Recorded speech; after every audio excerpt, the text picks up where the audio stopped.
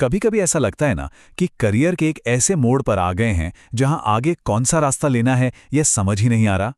तो आज हम एक बहुत ही पुराने ज्ञान के बारे में बात करने वाले हैं जिसका दावा है कि हमारे करियर का पूरा खाका, पूरा ब्लूप्रिंट पहले से ही सितारों में मौजूद है। चलिए इसी खगोलीय रूपरेखा के रहस्यों को समझने की कोशिश करते हैं। करियर के सफर में हम सबके सामने एक ऐसा वक्त आता है जब हम सोचते हैं, क्या मैं सही काम कर रहा हूं? मेरा अगला कदम क्या होना चाहिए? ये सवाल सिर्फ एक उलझन नहीं है, बल्कि ये खुद को बेहतर तरीके से जानने की एक कोशिश का हिस्सा है। अब जरा सोचिए, क्या हो अगर इन सभी गहरे सवालों के जवाब ऊपर आसमान में कहीं छिपे हों। आज हम इसी दिलचस्प विचार के बारे में बात करने जा रहे हैं कि शायद हमारा सही करियर पथ पहले से ही सितारों में तय है।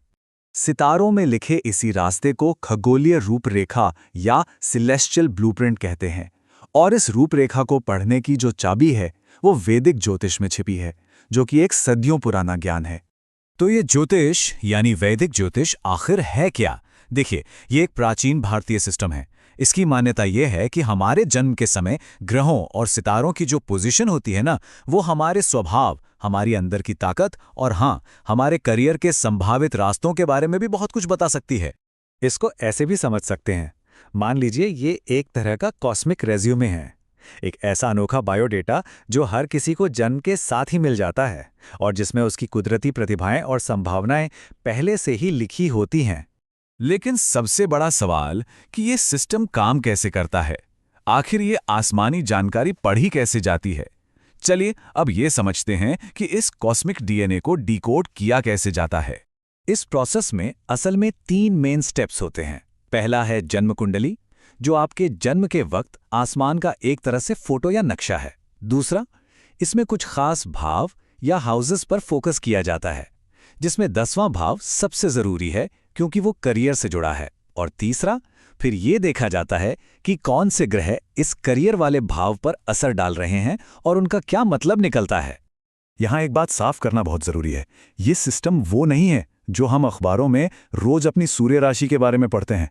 वो तो सिर्फ एक राशि पर आधारित होता है, जबकि वैदिक जन्म कुंडली सभी ग्रहों और भावों को ध्यान में रखती है।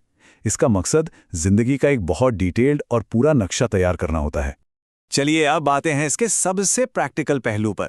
यह सिस्टम अलग अलग ग्रहों को खास करियर फील्ड्स और प्रोफेशंस के साथ कैसे जोड़ता है। मिसाल के तौर पर बृहस्पति ग्रह को ज्ञान और सिखाने से जोड़ा जाता है, तो ये प्रोफेसर या सलाहकार जैसे प्रोफेशन की तरफ इशारा कर सकता है। वैसे ही मंगल की एनर्जी इंजीनियर या सर्जन जैसे कामों के लिए अच्छी मानी जाती है। बुध जो कम्युनिकेशन का ग्रह है, वो लेखक या एनालिस्ट के लिए बढ़िया है। और शुक्र क्योंकि क्रिएटिविटी का प्रतीक है, तो वो डिजाइनर या आर्टिस्ट जैसे करियर के लिए सही हो सकता है। लेकिन एक मिनट, बात सिर्फ ये नहीं है कि क्या करना है, कब करना है ये भी बहुत जरूरी है। ये सिस्टम करियर में बदलाव, प्रमोशन या चुनौतियों के लिए सही समय के बारे में भी सुझाव देता है। ज्योतिष में इसे ग्रहों की दशाओं का एनालिसिस कहते हैं। तो अब हम सबसे अहम सवाल पर आते हैं, क्या इसे एक तयशुदा किस्मत की लकीर मान लेना चाहिए या फिर सिर्फ एक गाइड? इस जानकारी को आखिर समझना कैसे चाहिए? एक बहुत अच्छी कहावत है जो इस पूरी फिलॉसफी को बड़े अच्छे से समझाती है। तारे प्रेरित करते हैं, मजबूर नहीं करते। कुंडली एक नक्शा है, गाड़ी तो खुद ही चलानी पड़ती है। इसका सीधा सा मतलब है कि ये आपको संभावनाएं दिखाता है, कोई पत्थर की लकीर नहीं। आखिरी फैसला और मेहनत हमेशा इंसान के अपने हाथ में ही होती है। तो असल में इसका लक्ष्य क्या है? इसका लक्ष्य है अपनी कोशिशों को अपनी पैदाइशी ताकत और ब्रह्मांडीय टाइमिंग के साथ अलाइन करना, यानी एक सीध में लाना।